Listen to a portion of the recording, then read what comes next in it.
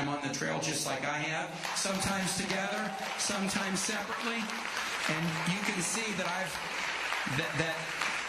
have a great partner in my wife of 32 years come November 24th. And we've got one of our 3 kids. My daughter Anella is up here, so one of my 3 is with us too.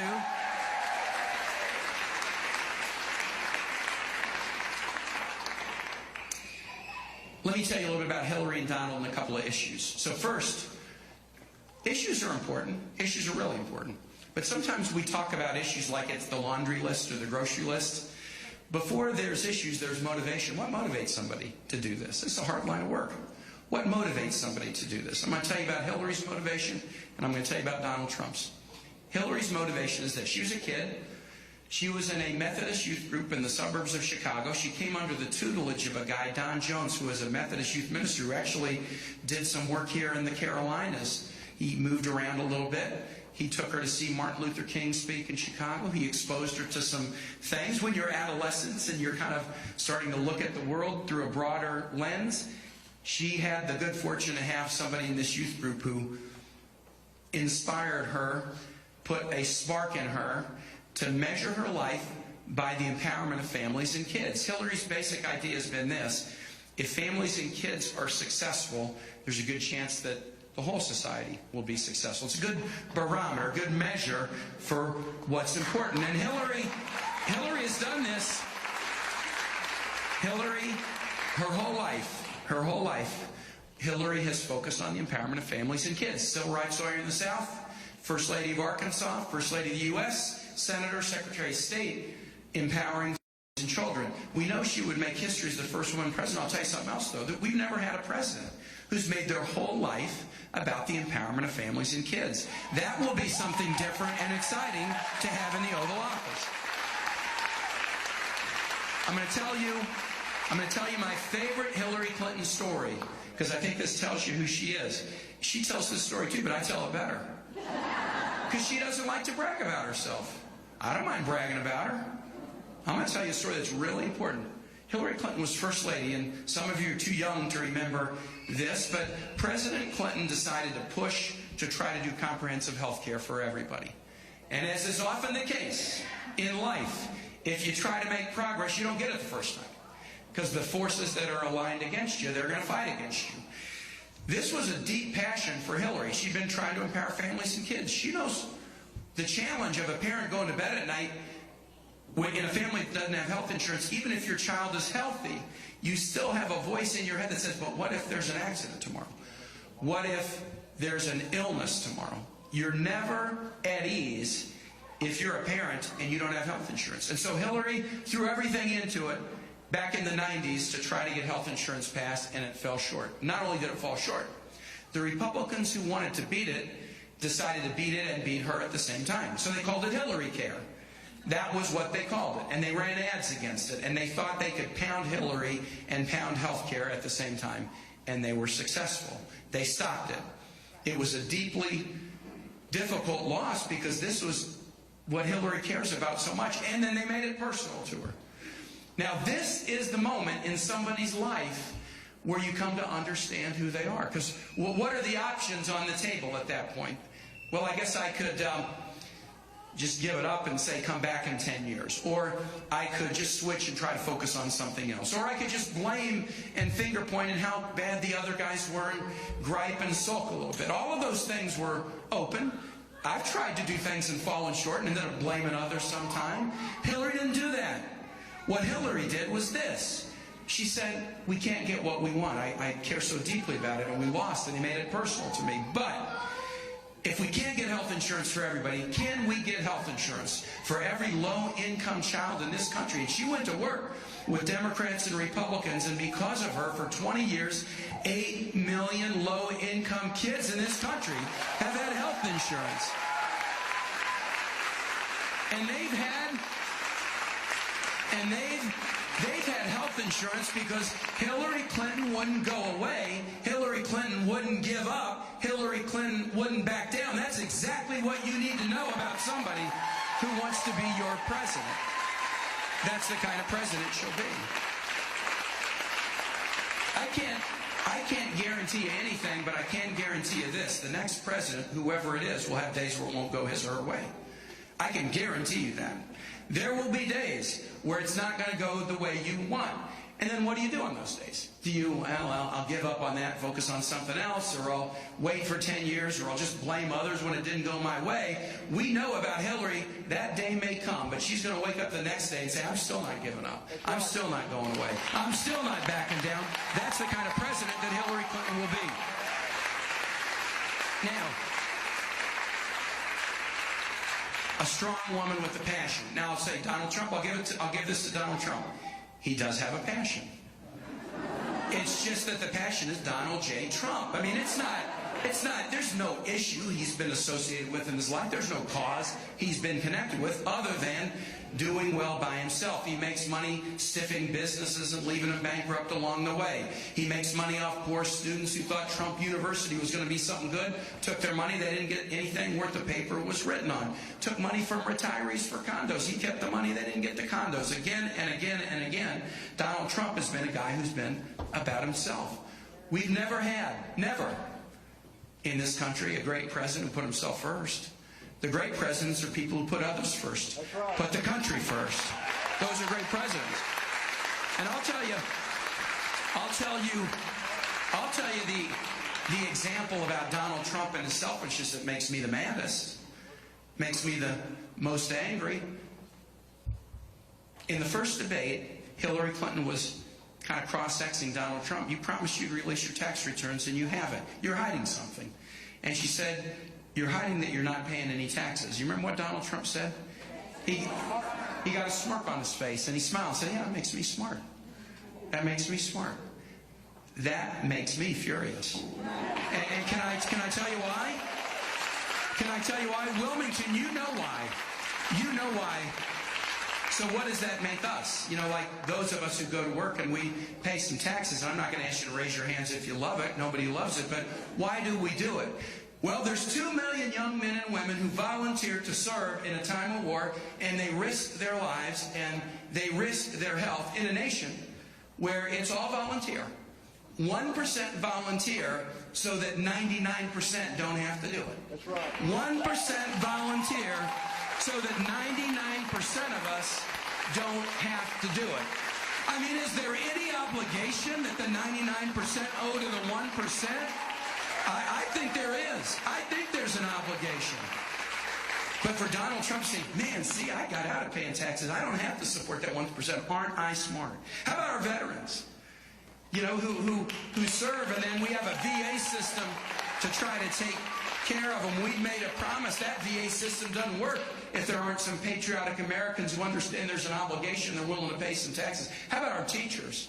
How about our first responders? How about students who need Pell Grants to afford to go to college? We are stitched together as a community. We are stitched together as a community in the notion of, hey man, I'm so smart because I figured out a way to stiff everybody. A lot of words occur to me, and I'm not going to mention what they are, but smart is not the word that occurs to me. Smart is not the word that occurs to me. Selfish is a word that occurs to me. So on the character thing between a Hillary Clinton and a Donald Trump, you got somebody who's put families and kids first and shown she won't back down even when a tough day is coming, and you got a guy who puts himself first. I think that choice is so clear. That's character. Let me talk about vision. Hillary hit it. When Hillary decided to run for this campaign, she said, look, I want to be known stronger together, like e pluribus unum, or one nation indivisible. This is a basic value. We are stronger together, and together means together equally. We're pro-equality people. We're pro-voting rights. We're pro-marriage equality. We're pro-women's rights. We're pro-workers' rights. We're pro-civil rights. Because as far as I know, like, I don't know of another nation in the world that just said, our whole North Star is one thing, Jefferson, all men are created equal. Right? Now there's a contradiction right there, because equal in men, then they weren't living equally with respect to women, with respect to Indians, with respect to immigrants, with respect to slaves, for gosh sake, or whites without property. They weren't living equally, but at least they knew enough to say, here's our standard. We're going to make equality the standard. And then Lincoln at Gettysburg, same thing. Our nation is dedicated to the proposition that all men are created equal. So we are pro-equality, stronger together people. That's who Hillary and I are. But you've seen the way Donald Trump has run his campaign. I mean, this is the fundamental value in this country. He decided when he wanted to get political attention, he picked up an issue to get attention. And the issue he picked was over and over and over again, starting in 2011, saying that President Obama was not a United States citizen. That is how he decided to get political attention. After it had been proven that the president was a citizen, and he was on the ballot in all 50 states who had to validate that he was a citizen for him to be on the ballot in 2008. Short form birth certificate out, long form birth certificate out. Donald Trump in 2011 starts, and for 5 years, dozens and dozens and dozens of times says the president is not a U.S. citizen. I'm a civil rights lawyer by training in Richmond, the capital of the Confederacy, and just like every part of the country, we got some scar tissue, we got some battles, we got some challenges. We're a beautiful, wonderful city, but history's got its down times as well as its up times. In my town, when folks hear Donald Trump saying President Obama was a U.S. citizen, it reminds us, yeah, there was a day in this country. That's what the Dred Scott decision said, where if you were African American, you could be born here and born free here. But if you were African American, you could never be a citizen, and your children could never be a citizen, and your grandkids could never be a citizen. That's what the Dred Scott decision said. We had to fight a civil war. We had to change the Constitution to establish the proposition that if you were born in this country, you are a United States citizen, regardless of the color of your skin or where your parents came from or where your family came from. So when Donald Trump decides, of all the issues that I'm going to choose to make a name for myself, the one I'm going to pick is to say that our first African-American president, U.S. citizen, he is hauling us back to the most painful chapter in American life, and he's never apologized for it, he's never explained it, he's never taken responsibility for it, but we can't forget it because that shows you who he is. That shows you who he is.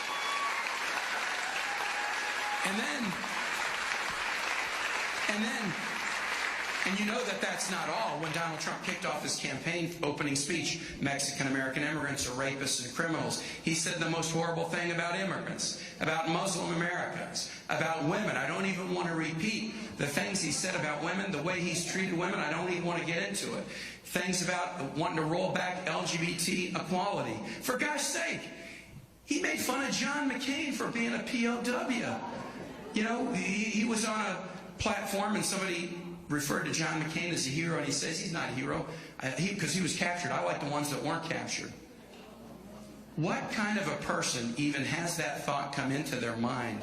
What kind of a person, if that thought came into their mind, lets it come out of their mouth? But he wants to be commander-in-chief, for God's sake. And then in Virginia, he went after this beautiful family, the Kaine family. In Virginia, he was going on and on about his Muslim ban and how Muslims need to prove that they're patriotic. And this Charlottesville family, the Kaines, whose son, Humayun Khan, an army captain, was killed saving the lives of others in Iraq, they hear Donald Trump saying that, Muslims are not patriotic. And they say, well, really? I mean, what more do we have to give? What more do we have to give to show that we can be as patriotic as anybody else? And then Donald Trump goes after them. Donald Trump goes after them. Donald Trump has run a divisive, driven campaign from the very first day. As you campaign, so you will govern. The difference in vision between a stronger together and a finger point, name call, ridicule, blame game kind of politics is another reason why we got to make sure that Hillary Clinton is our next president and not Donald Trump. And not Donald Trump.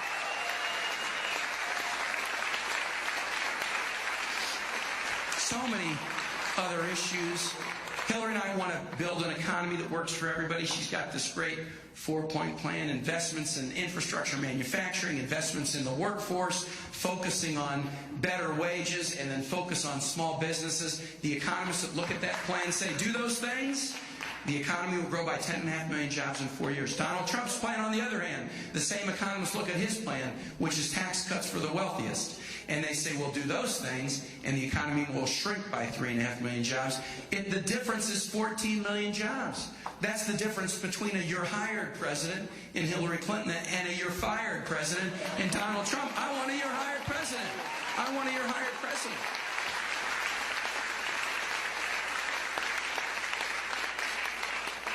Here in Wilmington, in North Carolina, in Virginia, let me just make a controversial statement telling you something about Hillary and me. We believe in science. I mean, can I get away with that here? Can I get away with that here? I thought I could. You guys in North Carolina and we in Virginia are experiencing the realities of climate change. Now, it's sea level rise where we are, and there's effects of that here in North Carolina. In some places it's drought, some places it's wildfires, some places it's extreme weather events, but there is a scientific consensus that if we want to be good stewards of this beautiful, diverse creation and hand it over to our kids and our grandkids, we got to be serious about climate. Human production of CO2 is hurting climate. We have an obligation to do something about it.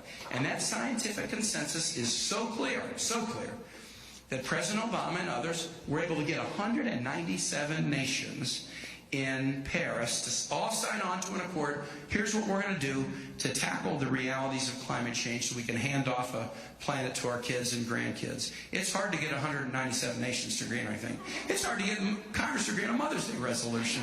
Try to get 197 nations to do something important, right?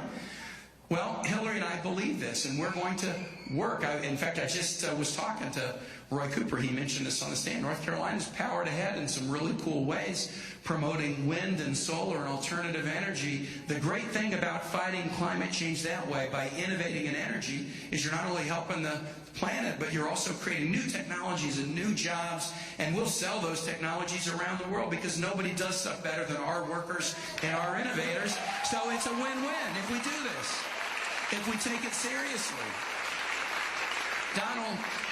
Donald Trump says, and this is a quote, climate change is a hoax created by the Chinese. A hoax created by the Chinese. And Mike Pence, his running mate, says it's a myth.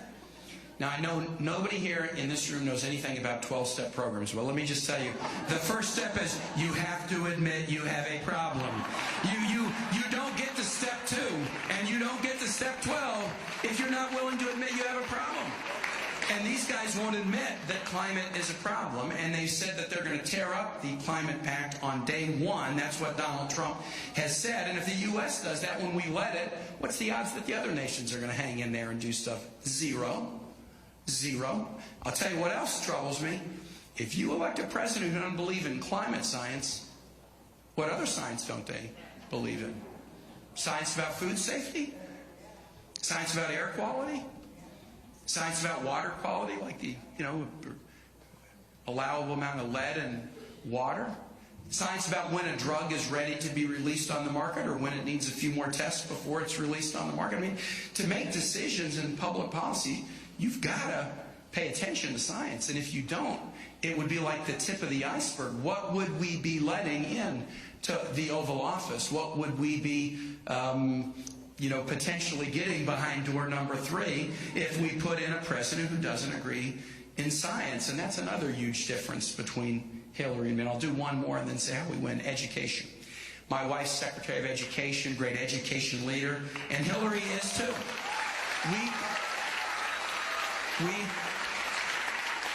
We want to expand early childhood education, celebrate great teachers, make college more affordable, take a great page from unions that have done apprenticeship programs to do more apprenticeships, more career and technical training.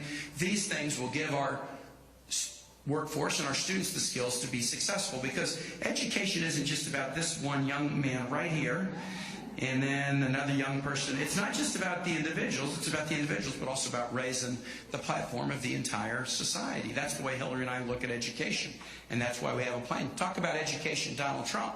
The only thing anybody knows is Trump you. I mean, Donald Trump looked at education, but instead of seeing, wow, now this can help this student and can help the whole society, he looked at education and said, hey, I can put a lot of money in my pocket. And so he started a bogus university, And he hired instructors and gave them most unusual instructions. The instructions were about how to get money out of people's pocket. Tell the students to max out their credit card. Go to veterans. They got a lot of GI Bill benefits. Go to the widows of veterans. They get GI Bill benefits too. That was what they did. And they defrauded people. People gave them thousands and thousands and thousands of dollars. And that's why Donald Trump is being sued all over the United States because of this.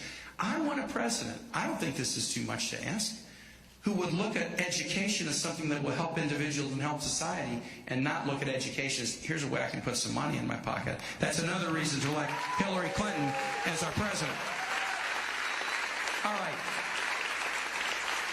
The important thing is we got to win. And I'm just here to just say one last thing about that. Can't take anything for granted. You guys did knock it out of the park in early voting, and we've seen that elsewhere too. We do feel a good sense of momentum with, just 28 hours or so left. But polls can be wrong. Polls can tighten. Been a season of surprises. We've never had an election where a government like the government of Russia is actually trying to influence the outcome of the election. If you just need one more reason to vote, how about voting to send a message to Russia or any other nation? Don't come in here and try to mess around with an election. We know what we're doing. We've been doing it for a while. We don't need you to influence us. You can't take anything for granted, because the better that Hillary does, the more likely we'll get Senator Ross elected. We'll get members of Congress elected who are going to work with Hillary Clinton. You can't take anything for granted, because Donald Trump is whining and saying it's rigged and that he's not going to accept the outcome of the election. We will not be able to stop Donald Trump from whining, but the better we do, the more people will realize they're just the words of a sore loser. We can't take anything for granted. We can't take anything for granted. And the last reason we can't take anything for granted, you all know this, Hillary's trying to do something that's never been done. Hillary is trying to do something that's never been done. If it had been easy for there to be a woman president of the United States, there would have been a woman president of the United States. We all know you're trying to make history. You're trying to blaze a path that nobody has blazed. And I just bet here there are a number of people who've tried to blaze a path or do something for the first time. In your family, in your workplace, in your school, in your church, in your neighborhood, you've tried to blaze a path. You know how hard that is. It's hard. I mean, in the United States, we know there hadn't been a woman president. But right now, get this, in Congress is 19% women. That's the most it's ever been, but that ranks us 75th in the world. Well below the global average. We are well below the global average. Give you some comparisons. 19% women in Congress. In the national legislature of Iraq, 26% woman. In the national legislature of Afghanistan, 28% women. Number one is Rwanda. It's about 65% women. We are good at so much in this country. And you're entitled as a great nation to pat yourself on the back on the things that you're good at. But you're not a great nation if you're not able to look in the mirror and say, now here's some things we're not so good at. We're good at a lot of things with respect to women, but we have made it uniquely difficult in this country to elect women to federal office. And so that means that I don't care what the polls say, I don't care what the early voting is, Hillary is trying to do something that's very, very hard. I have a little motto I use for myself. Roy told you half of the story about me. He made me sound better than I am, saying I've never lost a race. It's true. I'm 8-0, and I'm going to be 9-0 tomorrow. I'll tell you that. I'm going to tell you that. I'll tell you that. But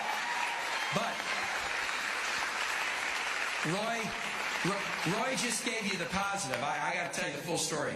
I am undefeated, but I barely win. I mean, I barely win. I'm like Mr. Barely Likeable Enough. But in politics, that's okay. What other line of work is 51% just fine? Like, you're a winner. 51% like you, you're a winner, right?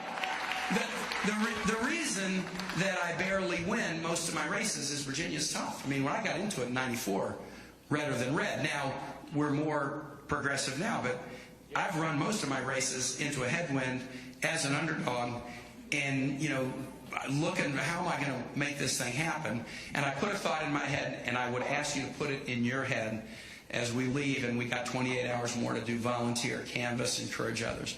This is my motto to myself. I'm the underdog until they call me the winner. This is so, we ought to be thinking about this. We're the underdog until they call us the winner, because we're trying to do something that's never been done. trying to make history. And what I love about that is it's not just about elections. I sort of think it's about life. I was the chairman of the Democratic National Committee, and I would go all over the country to meet with Democrats in every part of the United States. And man, I'd be with the super progressives, and then the super blue dogs, and then the labor guys, and the environmentalists, and then the youth activists, and the new Americans. And we are a motley, quirky bunch, and I say that with love and affection. I mean, Will Rogers said in the 1920s, I don't believe in organized politics, that's why I'm a Democrat. Still got, you know, I mean, it still kind of has a ring of truth to it. But as I was going around the country doing these meetings, I was always saying, this is the oldest continuously operating political party in the world. What holds us together? What is the thing that unifies all of us? And I came to the conclusion after doing this for a while, we're underdog people. So I've run races, and Hillary is running this race as an underdog, but it's more than just a strategy. It's sort of who we are. We kind of have an instinct for the underdog. In my church, there's a story that's well known beyond my church story, the Good Samaritan. Person beaten up, robbed, and at the side of the road, asking for help. And a lot of people are on the road, and they're traveling, and a lot of people just walk on by. You know, people with titles, people with moral positions of authority, people who should know better, they just walk on by. And then in the story, which isn't a story about yesterday, it's a story about today and about tomorrow, somebody comes, and in that story, the Samaritan is a despised outcast. And he has some place to go too. He's got something that is a priority for him, but he's just like, I can't just walk on by. I mean, somebody needs my help. You know this to be true. In every zip code in this country, there are people who are at the side of the road asking for help. And they might be victims of violence, domestic abuse, or a gun crime like the horrible shooting at Virginia Tech when I was governor, this horrible shooting at the Pulse nightclub in Orlando back in June. So you might be victims of violence, or their families asking for help, or it might be somebody who's lost a job, or somebody who's just got a cancer diagnosis and doesn't know how to deal with it. It might be a middle schooler who's getting bullied and doesn't know where to go for help. It might be somebody who made a mistake when they were a teenager and they've been just trying to get somebody to give them a second chance. There's people at the side of the road, and we're all on the road, and we all got a choice. Are we going to be the kind of people just walk on by?